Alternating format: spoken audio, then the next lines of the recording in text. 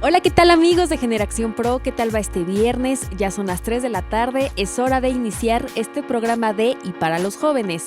Muchas gracias a todos por sintonizarnos a través de la página oficial del canal del Congreso, así como nuestra aplicación móvil.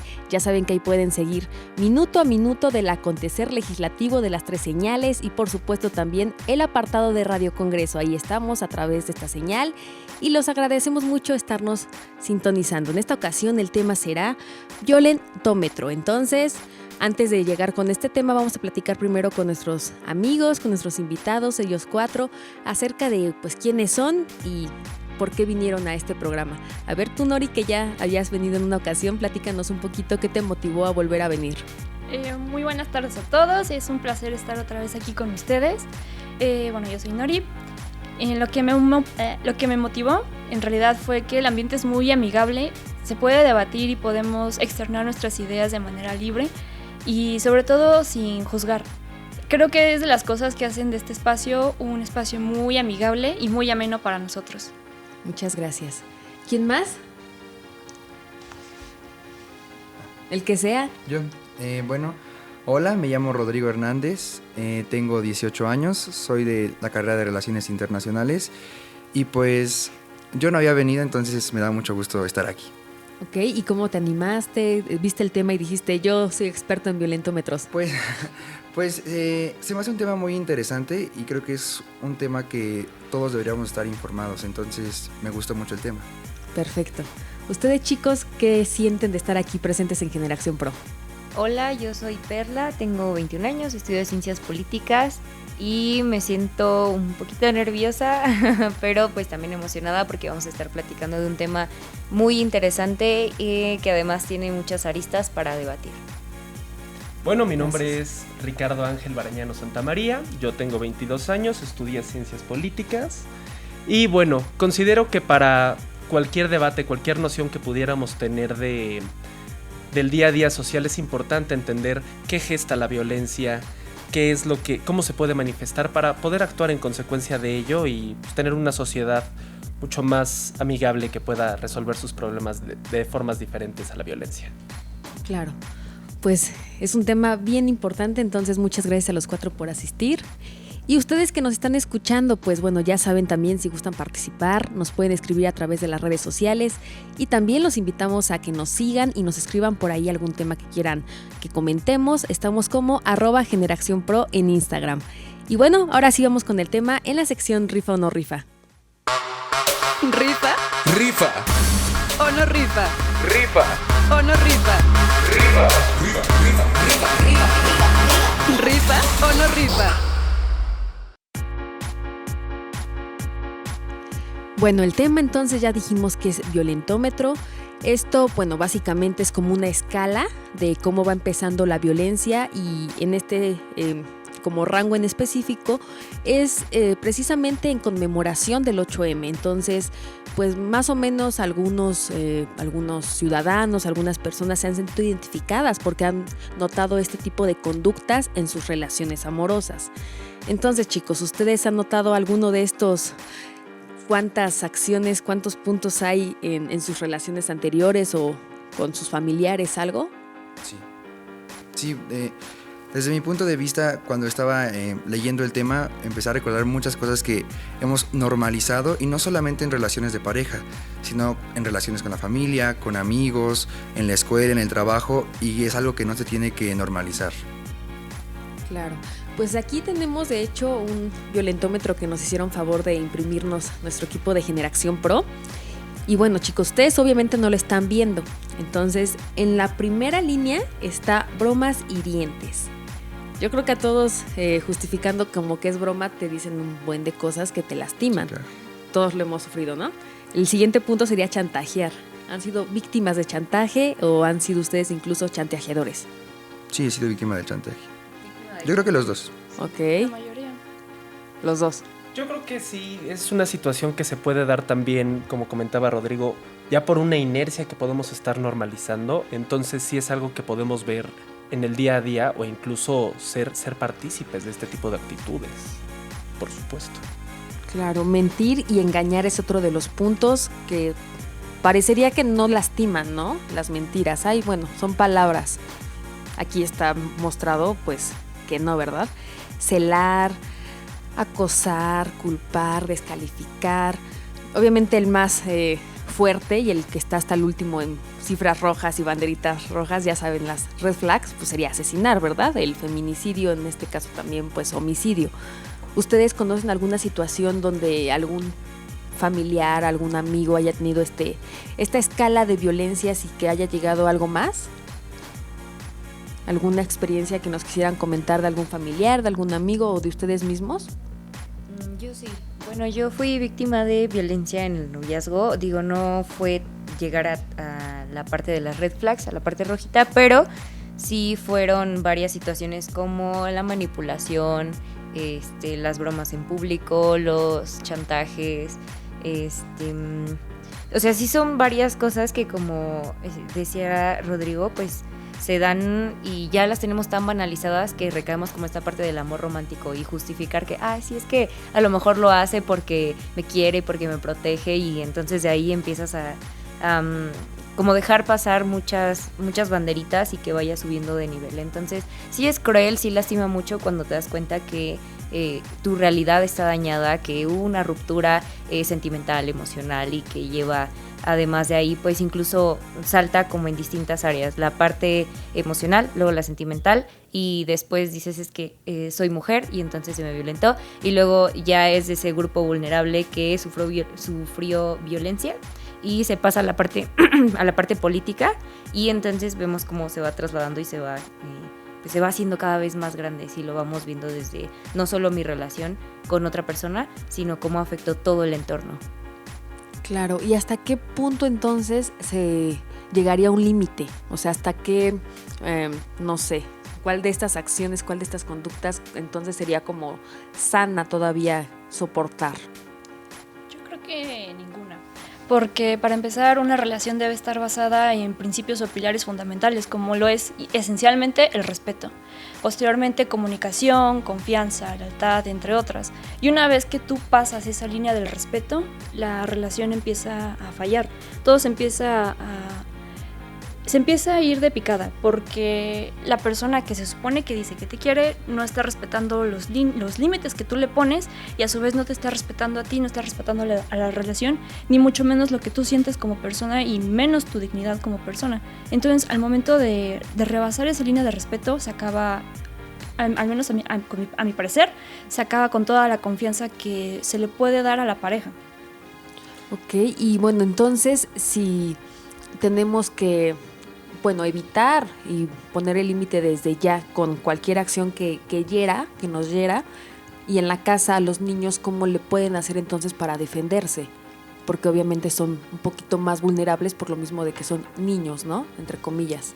Considero que para ese tema es muy útil algo como lo que es el violentómetro, porque es un material gráfico que es muy claro. Y bueno, aunado también al comentario anterior, a pesar de que es muy, muy práctico que tengamos esta regla con escalas, en donde nos va diciendo que evidentemente una broma hiriente no es lo mismo que un asesinato, como comentaba Nori, es una línea que no es que te agredo mucho o te agredo poquito, te estoy agrediendo o no te estoy agrediendo, la agresión eso no es, no medio es. Entonces ahí sí es una cuestión muy importante que en principio tengamos una dinámica familiar muy sana y muy clara, de, a ver, en el caso de los menores, ¿no? Nadie tiene por qué faltarte respeto, porque además no solamente es que te den un zape, que te den un golpe. Existen muchos tipos de violencia: física, sexual, psicológica, económica, patrimonial. Entonces se trata de que nadie agarre tus cosas materiales, de que nadie toque tu cuerpo, de que nadie te haga sentir mal, de que nadie te diga un comentario que no te gusta. Entonces, que los niños tengan muy claros cuáles son sus límites, y es empezando por ahí. Hay niños que son mucho más afines al contacto y que abrazan y que juegan y todo, y hay a quienes no le gusta. Entonces, que el niño los reconozca y sepa expresarlos. A mi consideración sería una dinámica familiar que impulsa a los niños a saber poner sus límites, incluso dentro de la familia. Claro, en la familia es donde inicia todo, donde se pueden identificar este tipo de violencias y sobre todo aprender a poner un alto. Pero entonces, ¿cómo le enseñas a la familia que hasta incluso por ser niños necesitan también ser respetados y que no se les dañe por ningún motivo su integridad física ni de alguna manera se les lastime? ¿Cómo se les podría enseñar? Tener una guía para eso es un poco complicado porque los núcleos familiares son tan amplios como la cantidad de mosaicos sociales que podamos tener. Entonces, evidentemente, las dinámicas de mi familia tal vez no se compartan en su totalidad con las de Rodri, con las de Nori, con las de Val. Ahí es una cuestión de que quienes empiecen a prestar atención a este tipo de herramientas como el violentómetro o quienes hayan sido víctimas de cualquier tipo de agresión comiencen a hacer conciencia. Lamentablemente, no es un trabajo que pueda hacerse en una escala macro de manera tan efectiva, pero existen diferentes mecanismos como lo son las políticas públicas que podemos impulsar para que exista más conciencia y cada familia empiece a adaptar este tipo de circunstancias a sus propias dinámicas. Ok, entonces, ¿en qué momento se aplicaría esta enseñanza para que se evite lastimar a otra persona? Pues es que yo creo que justamente no solo es la familia, es la escuela, es tu entorno social. Empezar a decir y a normalizar que un no es no. Si yo no me gusta, a lo mejor hoy estoy feliz y te puedo abrazar, pero si un día no estoy contento y no quiero que me abraces, es respetar mi límite. El no es no. Hay que empezar a normalizar eso, y no es que sea grosero o no es que no valga lo que tú sientes o lo invalide. Simplemente es que yo también siento y tengo que ponerme también yo encima de lo que me puede hacer daño. Ok, es que obviamente vienen inmersos como muchos ambientes, pero por ejemplo ahorita que tocas el tema de la escuela, luego hay muchas situaciones, muchas noticias donde pues en la misma escuela es donde los están agrediendo a los niños. Entonces también, ¿cómo se les puede cambiar el chip de una manera entonces, no sé, individual, para que realmente se queden como con esa interiorización? ¿O cómo sería? De que realmente necesitamos aprender a poner un límite para que no dejemos que nada nos lastime.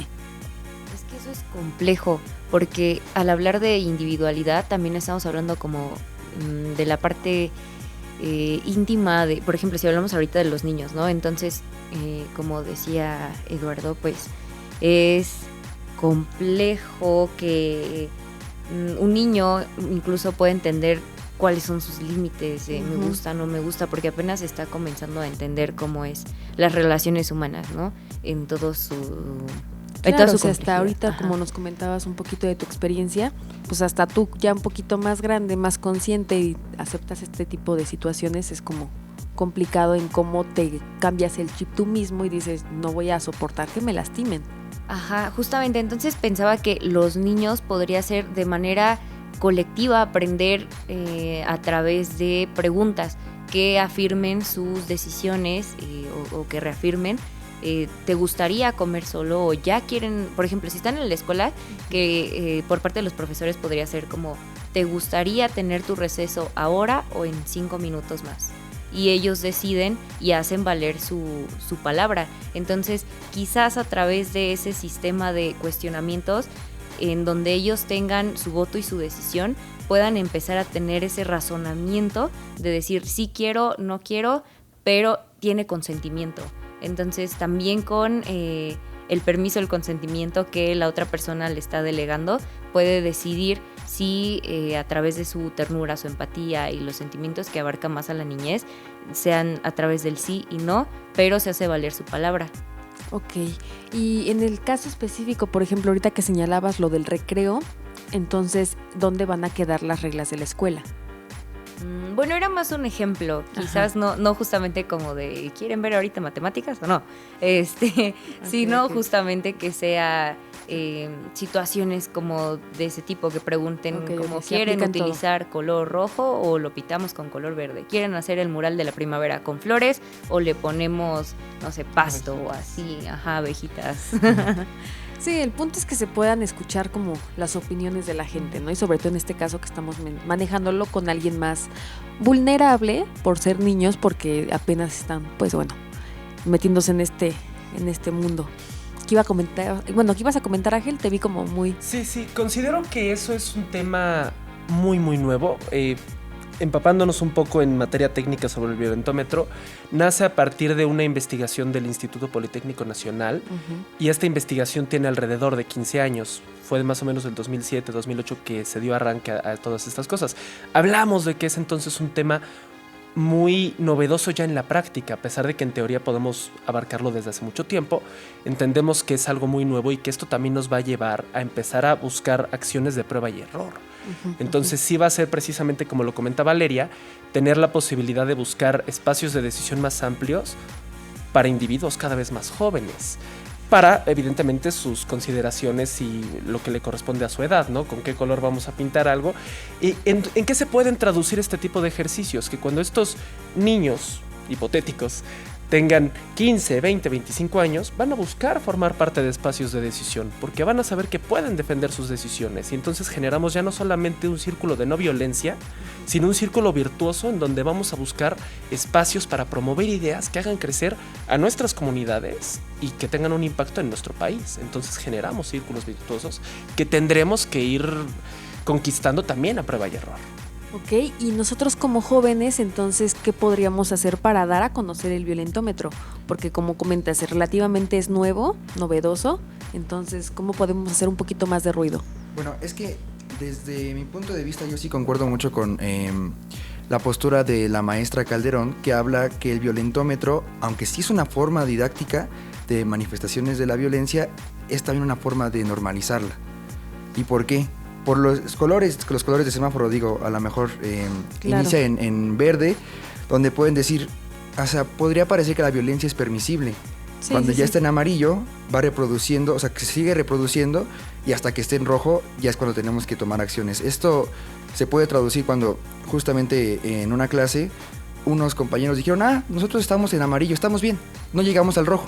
Entonces es no normalizar tampoco esto. Entiendo para qué era el violentómetro, pero entonces tenemos justo, como decía Richie, prueba y error. Nos dimos cuenta que sí es importante, pero transmite un mensaje diferente, o sea, está como naturalizando la violencia y tampoco creo que sea lo correcto. Y entonces, como jóvenes, ¿qué podemos hacer para prevenir la violencia? Porque aquí ya la tenemos marcada, pero ¿podemos hacer algo? Bueno, yo considero que sí. De hecho, bueno, ese tema del violentómetro me parece muy interesante porque va relacionado con muchos otros temas, en especial la educación. Yo soy fiel creyente de que la educación es clave fundamental para poder erradicar violencia, tanto de género, de cualquier tipo. Entonces, el hecho de que usemos la educación para promover dignidad humana, respeto a los derechos humanos, es muy importante y es una gran herramienta que nosotros como jóvenes debemos impulsar. Por ejemplo, la UNICEF hace algunos años sacó un informe sobre 10 estrategias clave para la acción en temas de violencia hacia los menores, en donde señalaba que, por ejemplo, los menores que son víctimas desde muy temprana edad tienden a ser agresores una vez entrando en la etapa adulta, y que a su vez esto les hace un daño neuronal. No se desarrollan bien del cerebro. Entonces también podemos ver aquí impactos incluso académicos y sociales que pueden tener los niños en un futuro, simplemente porque no se supieron aplicar herramientas como tal vez el violentómetro, que sí hay que pulirlo más, porque es obviamente que, concuerdo mucho con Rodrigo, existe una normalización de pues está bien que te chantajee, todavía está en verde, pero ya una vez que te pega, pues tal vez ya está en rojo. Y pues, o sea, no se trata de eso, sino de erradicar y prevenir desde edades tempranas. De hecho, por ejemplo, en países como en Europa, se llevaron programas sociales, políticas públicas en las cuales el gobierno ponía como obligación a los padres llevar acciones, llevar educación en materia de violencia, para que sus hijos no fueran violentados y en un futuro victimarios. Entonces me parece que este tema debe de pulirse más con ayuda de la educación. Claro, y además, bueno, aquí en el Senado también se ha implementado este violentómetro como para hacer conciencia de que tenemos esta lista de acciones que se pueden llevar a cabo para lastimarnos, ¿no? Entonces, ustedes que por ejemplo han estado ahí en el Parlamento Juvenil, porque reconozco algunas caras, ¿ustedes lo han como platicado ahí, lo han manejado algo que tenga que ver con la violencia en los parlamentos? Sí, se habla mucho, por ejemplo, bueno, en el caso en el que lo escuché, era en violencia hacia la comunidad LGBTTIQ+, Y ahí salió una frase bien interesante que dice: lo que no se visibiliza no se nombra. Ahí va un poco aunado lo que comentas tú, Rodri, porque tenemos en este caso la visibilización de acciones que ya están mal. Por eso inicié con eso. Lo importante es entender que no hay agresiones chiquitas, son agresiones. Entonces es comenzar con ese tema, interiorizar que una agresión es una agresión, así sea una broma hiriente o así sea que te corten una mano, pues es agresión. Pero además de eso, es muy importante también acotar que el violentómetro no es una escala progresiva en el sentido de que yo voy a iniciar bromeando y luego chantajeo y luego miento y luego ignoro. No, puedo brincar en escalones, ¿no? Entonces, uno que me llama mucho la atención es forzar una relación sexual, que ya está en la parte roja del violentómetro. Y también tenemos que entender ahí que existen muchísimos matices en cómo estamos forzando una relación sexual. Si estando ya en un espacio íntimo, si estando ya en el acto, una de las dos partes dice, no, ya no quiero, pues perdóname. Por más que es que yo sí quiero, pues sí, yo querré, pero si la otra parte ya no, es ya no. Lo que decía Rodrigo también, no es no en cualquier momento y en cualquier circunstancia. Y puede ser que yo haya hecho nada más una broma hiriente cuando iba en cuarto de primaria.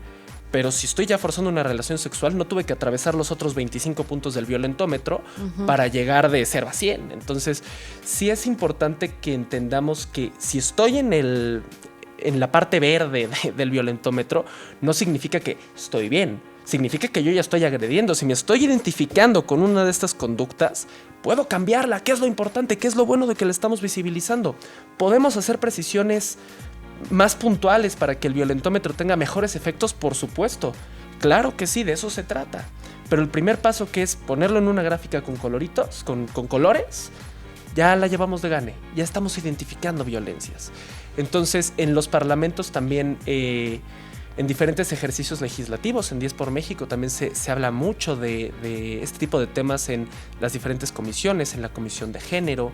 Entonces se abordan mucho este tipo de temas. Afortunadamente es muy bueno escuchar que las y los jóvenes están muy interesados en este tipo de situaciones y en que normalicemos que el no es no y que tenemos que ser conscientes de que podemos caer en una agresión, consciente o inconscientemente, pero que lo importante es que seamos capaces de entenderlo y de saber corregirlo y actuar en consecuencia. Pues ustedes que nos están escuchando, les platico un poquito, ahorita con base a lo que nos decía Ricardo Ángel. Pues bueno, este violentómetro, específicamente el que el equipo de producción hizo favor de descargarnos, de imprimirnos, es por parte del Instituto Politécnico Nacional, que ya comentaba Ángel también. Entonces, con esto, en base a esto, se han hecho acciones, como ya decía, en el Parlamento Juvenil, en 10 por México, diferentes colectivos juveniles, así como también en el Senado de la República. Entonces, solamente para concluir, ¿rifa o no rifa que esté este mecanismo de poder detectar las violencias? Sí, rifa, porque, agradecemos y un saludo al Instituto Politécnico Nacional por brindarnos este material que nos lleva a este debate. Y sí rifa porque a partir de esto podemos identificar todos, incluso vamos a hablar de colores como estos matices y tonalidades de cómo evidenciar la violencia. Y que justamente como decía Richie, pues que no se trata de que la violencia sea medible, o sea, es violencia y se tiene que erradicar de manera radical. Aquí tiene incluso una frase con hashtag, entonces 0 tolerancia a la violencia. Quédense con ese mensaje y bueno, ya saben dónde descargar este violentómetro para que pongan un límite, un alto a cualquier persona que quiera ejercer violencia contra ustedes. Vamos a ir rápidamente a un corte, pero continuamos con la siguiente sección de las iniciativas. Gracias por continuar con nosotros aquí en Generación Pro, el programa juvenil de Radio Congreso.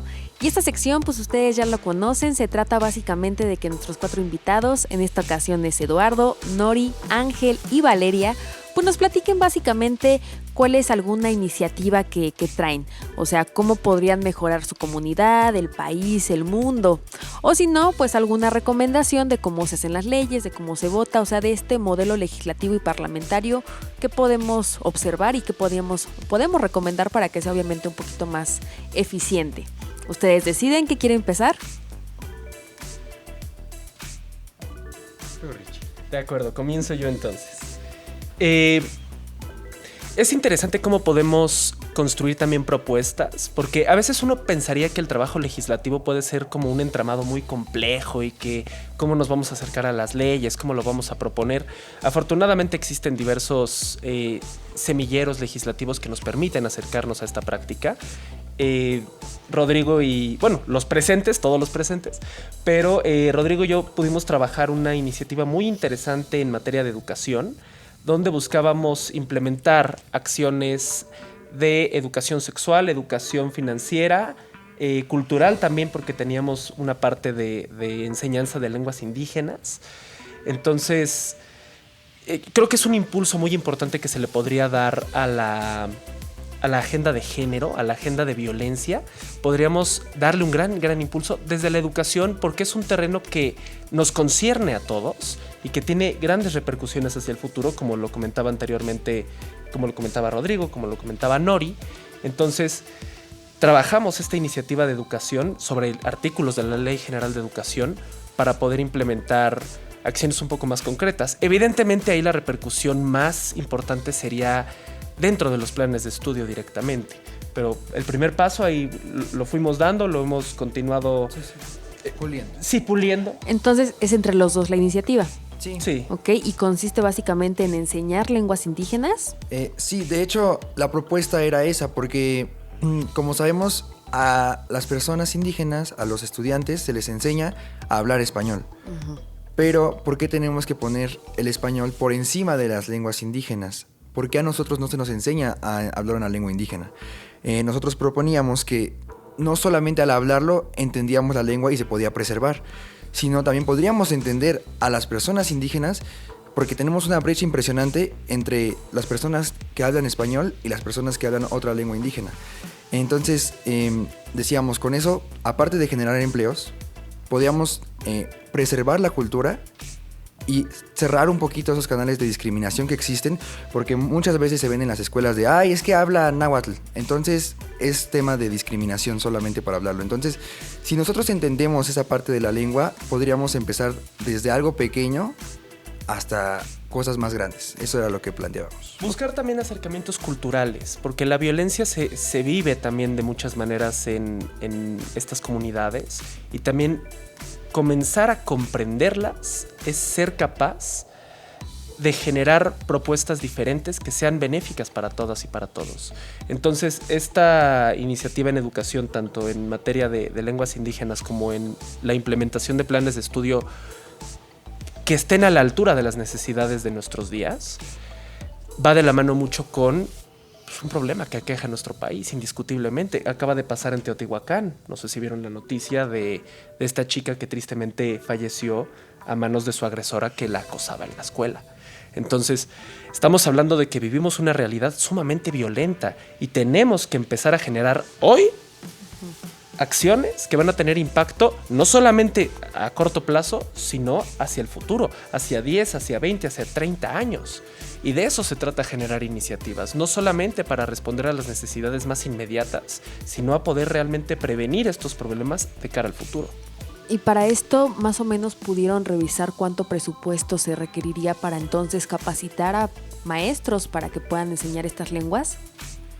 Pues como tal, no me acuerdo la cifra, ya tiene bastante tiempo y como no hicimos como tal cálculos, pero lo que decíamos era que no solamente capacitar a los maestros, sino que las personas que hablan esta lengua sean los que den las clases. ¿Por qué? Porque justamente a ellos se les cierran muchos espacios porque hablan una lengua indígena.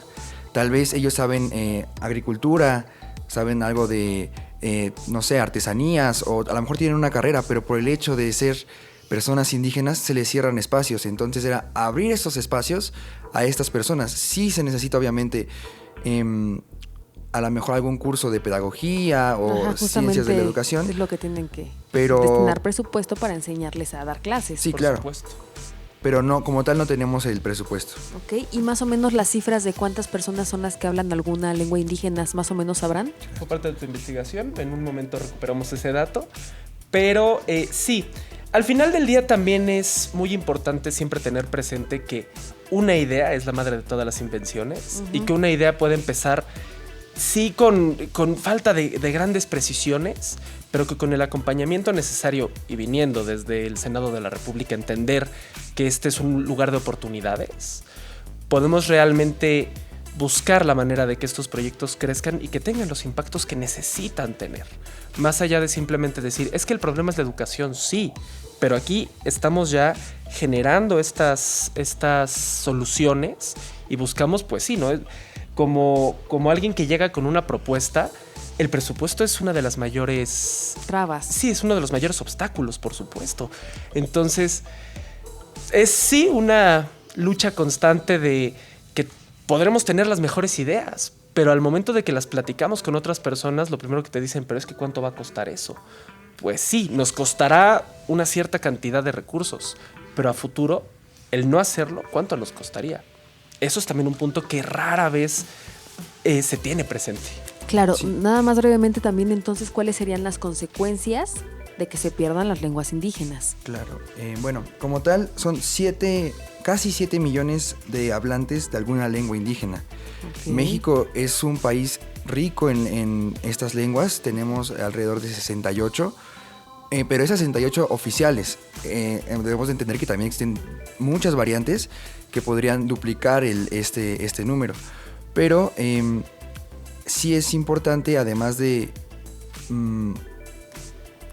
pues hablar la lengua indígena, justamente entenderla por sus consecuencias. Lo que decías, si se nos pierde esta parte de identidad cultural, que se nos está perdiendo gracias a la globalización, es una consecuencia de la globalización, ¿por qué ahorita nos enseñan a hablar inglés, francés y los ponemos arriba de una lengua indígena? Este es un pensamiento un poco eurocentrista, claramente, pero aparte de perder identidad cultural, se perdería todas las cosas científicas que nos proporcionan en cuanto a la herbolaria, en cuanto a la medicina, en cuanto a las formas de cultivar, que muchas veces dicen, no sirve, no tiene título universitario, no sirve, pero realmente sin ellos no tendríamos comida. Entonces sí es importante balancear estas cuestiones para visibilizarlos. Y es parte de nuestra identidad. Hay también que darle ese valor, porque la cultura muchas veces se ve sometida ante aquello que parecería ser más prioritario. Pero la cultura es algo riquísimo, nos habla de nuestro pasado, nos ayuda a poder construir un mejor futuro y permitirnos perder gran parte de nuestros orígenes culturales en esta nación sería una pérdida inmensa, porque pues es toda una parte de una identidad de quiénes somos, es perder una parte de nosotros. Y cuando le demos realmente ese valor a nuestra herencia cultural, será realmente que podamos tener una sociedad más armónica a pesar de nuestras diferencias culturales de todo tipo. Claro, y justamente también es algo sistémico. Hay un caso, creo en 2006, una comunidad indígena que eran los Quilihuas de Baja California, hizo un pacto etnocida. ¿Qué significa esto? Que dijeron, ya no nos vamos a reproducir porque nuestros derechos son vulnerados, porque el Estado no nos cuida.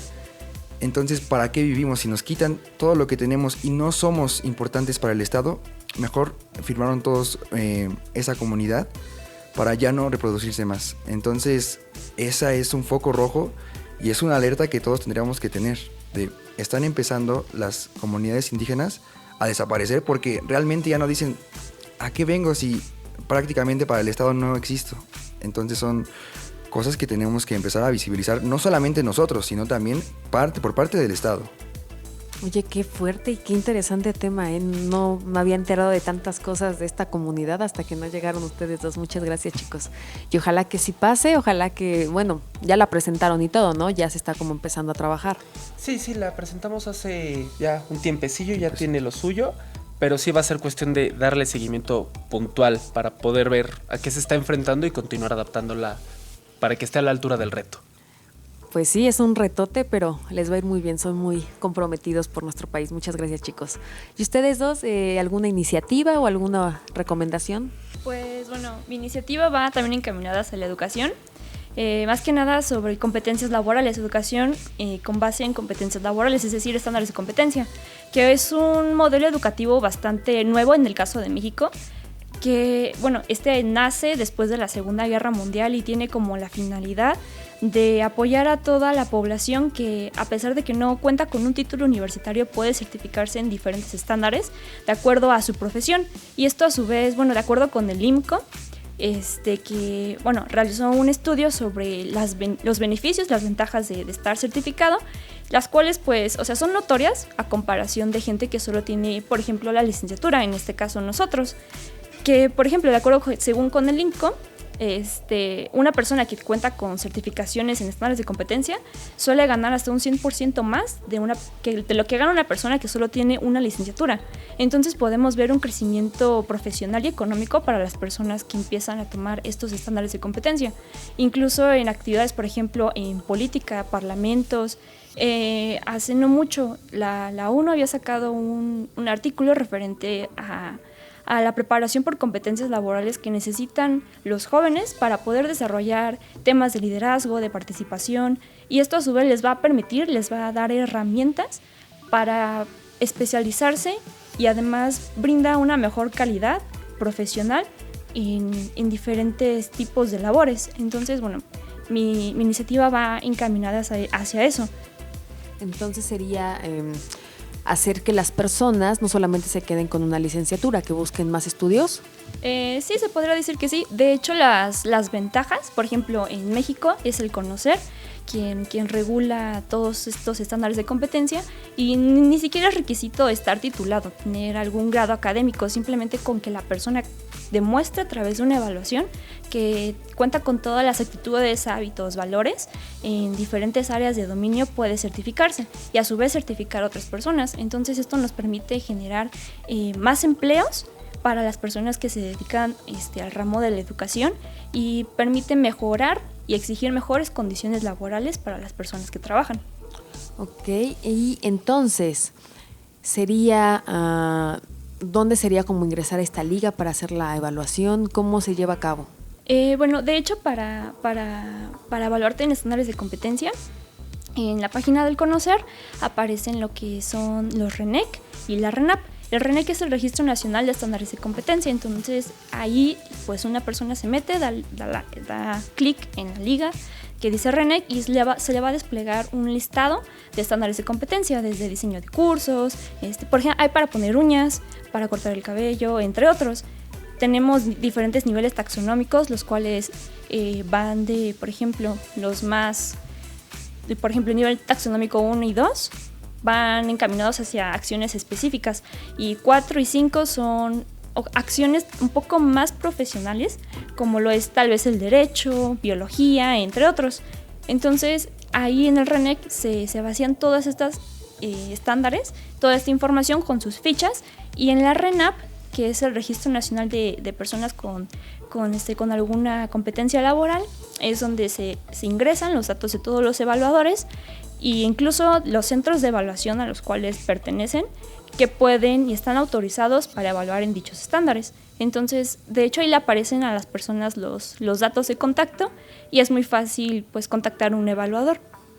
Y bueno, en el momento de que ya saliste como con resultado satisfactorio de esta prueba, ¿tú la necesitas llevar a algún lugar donde quieras que te contraten, o en tu mismo trabajo dices, mira, yo hice esta prueba, tengo tantas aptitudes, súbeme el sueldo, o cómo?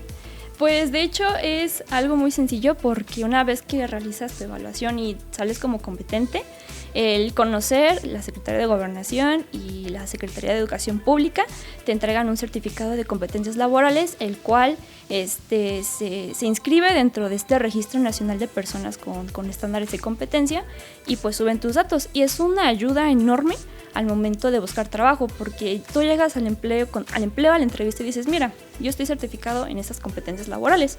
Incluso por relaciones internacionales, estos estándares de competencia pueden ser homologados en otros países a través de los cónsules, de las embajadas, se pueden apostillar. Aquí tengo una pregunta que me surgió. ¿Cómo le hace entonces una persona en la que lleva estas aptitudes y les dicen, oye, pues estás demasiado calificado y no te voy a dar el trabajo porque busco a alguien que no tenga experiencia para explotarlo? ¿Cómo luchas con esa batalla? De hecho, el beneficio de estar certificado en competencias laborales es que te permite también autoemplearte.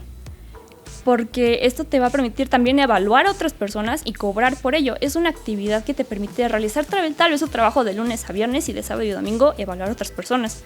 Entonces, pues es una muy buena oportunidad para las personas que, por ejemplo, al menos yo como estudiante, me parece fue como una mina de oro, porque me permití a mí misma saber que puedo hacer otras cosas y ya no te frustras tanto con en qué voy a dedicar, en qué me voy a dedicar, a qué voy a trabajar, sino que nace esa semillita del emprendimiento y es también contagiarlo a otras personas, que ya no solo se queden tal vez en el confort, por ejemplo los famosos godines, sino que también busquen otros medios por los cuales ellos puedan empezar a desprenderse de tal vez esos ambientes laborales hostiles en donde no les permiten desarrollarse y tampoco pues brindan una calidad dentro del trabajo. Ok. Y esta propuesta, esta iniciativa, entonces, ¿sería como a través de tu experiencia? O sea, ¿tú lo hiciste y por eso es que la recomiendas? ¿O cómo es que lo podemos ligar con una iniciativa tuya? Bueno, pues mi iniciativa inició hace unos años, cuando yo me certifiqué en competencias laborales, y fue cuando me surgió la duda de, pues ya estoy certificada, ¿y ahora qué? Como el meme de Nemo, ¿no? ¿Ahora qué? Entonces me empecé a buscar y descubrí que podía ser evaluadora. Entonces empecé a investigar todo lo que era, y me pareció una buena idea el hecho de poder emprender y saber que pues tengo más opciones y posibilidades. Ok, bueno, entonces nada más para terminar tu intervención, recuérdanos más bien la página para poder ingresar y que todos se vayan directamente a certificar, ¿eh? Es el conocer, literal como ¿así lo googlean? Se escucha, el conocer. El conocer, ¿y ya el primer link que te aparezca? Sí, de hecho aparece elconocer.gov.mx. Ok, si tienen dudas, ahí la buscan en redes, ¿está como? Es Nori-Mendoza04. Buenísimo, muchas gracias, Nori. Valeria, ¿tu iniciativa o alguna recomendación? Es más una recomendación que va ligada justamente a la parte de la violencia y retomando una frase que dijo Richie, que la realidad es violenta. Justamente la peor enfermedad social es la indiferencia y la indiferencia ante la violencia, ¿no? Entonces, algo que me llamó mucho la atención el 8M fue la sesión la sesión parlamentaria en donde participaron senadoras y la participación de la senadora Nancy de la Sierra me pareció muy interesante porque pues se habla de materia de género y de violencia en donde ya se está trabajando, pero realmente vi que en la sesión desahogaron muchas quejas, igualmente mucha indiferencia al pues estar presente solo el 30% del quórum. Entonces es algo que por eso hablaba como de esta parte de la indiferencia, porque las senadoras decían como a pesar de que se está trabajando en materia de género todavía tenemos estos sesgos, y entonces la senadora Nancy dijo: yo pido perdón por las trabajadoras, por las mujeres que han sido violentadas, por las mujeres con capacidades diferentes que siguen siendo violentadas en cuestiones laborales, y entonces empezó a pedir perdón en una gama gigantesca de todos los problemas sociales que todavía están presentes en la sociedad, que desde pues el Congreso todavía no han sido totalmente tratadas. Entonces me parece interesante cómo es que a pesar de que en los medios vemos que se resalta esta parte de estamos haciendo esto por las mujeres, para y por las mujeres, ¿no? Entonces, ¿tu recomendación sería que hagan más acciones para las mujeres? Sí, justamente eso, y que también no se utilicen los medios con fin de lucro. O sea, lo que quiero dar a entender es que no se presuma quizás todavía de los proyectos que no están teniendo la verdadera fuerza o el verdadero impacto que deberían de tener, y que pues justamente se utilicen como de puse una medallita y entonces estoy buscando hacer esto, sino que realmente tenga ese impacto para que no solamente se quede en el discurso, sino en las acciones. Perfecto. Pues muchas gracias a los 4 por habernos comentado estas iniciativas y recomendaciones tan interesantes. Vamos a ir a un breve corte, pero continuamos aquí en Generación Pro, entonces no se vayan, ¿eh? Gracias por continuar aquí en Generación Pro. Es la sección de Crush Legislativo, la sección yo creo que favorita de todos los parlamentarios que vienen, porque nos dicen pues quién es su Crush Legislativo. En ese sentido, pues nos referimos a alguien que los inspire. Entonces, pues, ¿quién inicia? Tú, Richie, que andabas tan participativa. Oh, nada más me avientan al ruedo, de veras. Es que yo ahí tengo un severo problema porque yo soy un poliamoroso legislativo. Entonces yo tengo decenas de senadores, senadoras, diputadas, diputados que realmente me fascina cada que tienen una participación. Pero uno. Si tuviera que elegir uno... Tienes que elegir uno. Chin, esto sí me están poniendo. Yo creo que diría Kenia López Rabadán. Senadora, un saludo. Yo la admiro mucho. Ok, ¿y por qué? Porque pues, yo soy afín, así. Yo la vi, fue un flechazo. Dije, la senadora... Si yo algún día trabajo con algún senador, quiero que sea con la senadora Kenia López Rabadán. Me parece que las intervenciones que he tenido oportunidad de ver donde participa la senadora, siempre me ha gustado cómo se conduce, cómo se dirige. Vaya, simplemente considero que tengo afinidad a la manera en la que ha actuado a lo largo de esta legislatura. Entonces, fue un flechazo. Pues no nos diste mucha congruencia de por qué, más que fue amor a primera vista y Por ya. supuesto. No tengo más que discutir ya. Ok, entonces pues alguien que nos quiera decir más de por qué ese es su Yo tengo crush. una pregunta. ¿Está vivo? O sea, ¿es que tiene que estar vivo o puede estar ya muerto? Pues ahora sí que si ya está muerto, pues ¿qué le hacemos? Y dinos quién es. Pues es que si nos vamos así muy atrás, yo siempre he admirado, siempre he admirado a Belisario Domínguez. Ok. Porque justamente, de hecho, hay una medalla aquí en el Senado en su nombre. Tenemos el instituto El en su honor. instituto. Es un personaje muy importante que no mucha gente conoce. Belisario Domínguez fue un senador cuando fue la decena trágica y cuando Victoriano Huerta tomó el poder. Y él se puso en el pleno a hablar que estaba en contra y que se le tendría que quitar a Victoriano Huerta el poder porque estaba siendo un dictador. En consecuencia, lo sacaron del Hotel Jardín y le cortaron la lengua. Y lo mataron. Victoriano Huerta lo único que hizo fue disolver al Congreso y arrestar a diputados. Entonces, siento que el doctor Domínguez pues, fue bastante importante porque fue un ícono de que la libertad de expresión cómo es cuarteada, pero cómo en algún momento puede ser verdaderamente efectiva. Pues muy interesante lo de la lengua. Si quieren saber más de historia, ya saben que Eduardo aquí es el bueno. Ok, ¿y ustedes, chicas, su crush legislativo? Bueno, yo creo que ya saben quién es mi crush legislativo. Siempre es la misma. Es Tania Larios. No sé, yo admiro muchísimo a esa diputada de la Ciudad de México. Porque tiene un trabajo legislativo en el Congreso de la Ciudad muy impresionante. Además su trayectoria, pues, o sea, yo como joven me identifico con ella. Porque pues igual, pues creo que muchos empezamos pues muy chiquitos, diría yo, en este tipo de ambientes. Entonces el hecho de que una mujer joven pueda llegar a un cargo de representación, pues es un gran logro para juventudes y en este caso para mujeres. Entonces, pues bueno, mi crush siempre ha sido Tania Larios. ¿Y qué edad tiene la diputada? No tengo ese dato. Es que dijiste joven, entonces dije, ojalá que Pero tenga cuántos, ¿no? Tiene unos Y algo. 20 y tantos. Ok. Sí, o sea, no pasa de los 20 y tantos. O sea, es casi de tu edad. Ajá, es que somos... Eso es padre porque realmente tienen otra perspectiva más fresca, ¿no? Ya saben que así somos los jóvenes. Valeria, ¿quién es tu crush?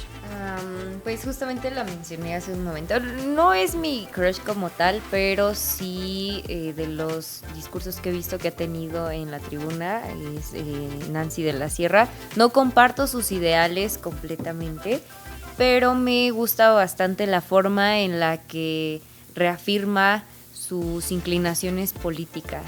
Entonces, en esa parte del discurso me gusta demasiado cómo es que puede ser tan explícita sin tener como un impacto negativo pues en la sesión. Okay. Y nos decías que su nombre es Nancy de la Sierra. Ok, buenísimo. Y ella pertenece al grupo parlamentario de... Partido del Trabajo. Ok, muchas gracias. Nada más para tener el datito porque aquí cada día se aprende algo nuevo. Y bueno, después de haber escuchado estas interesantes razones de por qué son sus crush legislativos, hasta incluso, bueno, aquí el flechazo injustificado, pues ahora vamos a la siguiente sección y la última. La última y nos vamos. La última. La última y nos vamos. Generación Pro. Nos vamos, nos vamos, nos vamos, nos vamos. La última y nos vamos.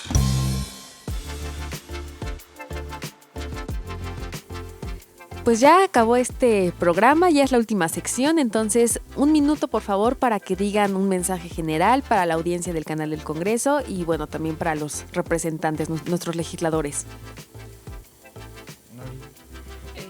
Bueno, agradecer antes que nada el espacio. Como lo dije la última vez que vine aquí, me gusta mucho este espacio. Creo que es un espacio muy amigable y además que permite el diálogo entre jóvenes. Entonces, pues, agradecer a todas las personas que nos sintonizaron el día de hoy y obviamente recomendarles ver la retransmisión y motivarlos a que sigan participando. Hay que participar, chavos, ¿eh? Ok, ¿quién más?